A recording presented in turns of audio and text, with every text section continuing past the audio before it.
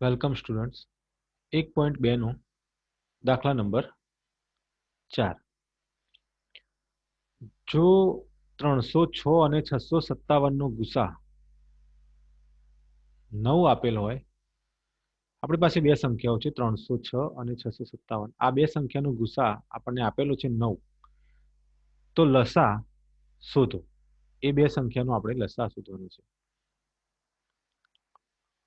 તો ચાલો વિદ્યાર્થી મિત્રો જવાબ સમજીએ આપણે હમણાં જ આગળના દાખલાની અંદર સાબિત કર્યું છે કે ગુસા ગુણ્યા લસા બરાબર બંને પૂર્ણાંકોનો ગુણાકાર હવે આ જ વાતને આપણે બે સંખ્યા વડે બતાવીએ એટલે કે એ બી નો ગુસા એ અને બી નો ગુસા અને એ અને બી નો લસા આ બેનો ગુણાકાર કરવામાં આવે તો એ બે સંખ્યા એટલે કે એ અને બી જેટલો જ થાય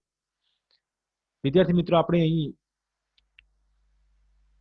બે સંખ્યાઓને એ અને બી વડે બતાવ્યા છે સાંકેતિક સ્વરૂપે બરાબર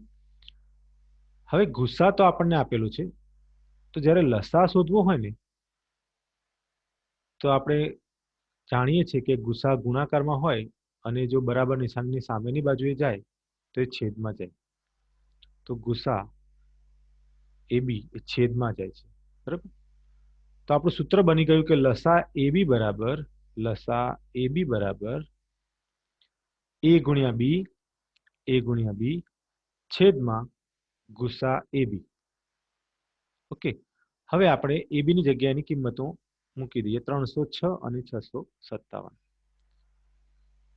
તો લસા 306 અને 657 બરાબર એની જગ્યાએ 306 બીની જગ્યાએ 657 છેદમાં ગુસા બંને સંખ્યાઓ બરાબર હવે 306 ના 306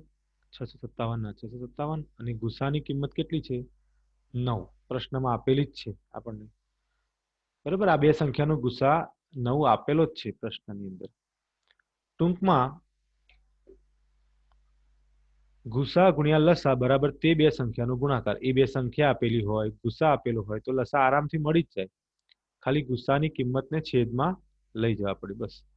હવે 306 ને 9 વડે ભાગો એટલે 34 ગુણ્યા 657 બરાબર થાય 22,338 એટલે આપણને લસા મળી ગયો 22,338 થેન્ક યુ સ્ટુડન્ટ્સ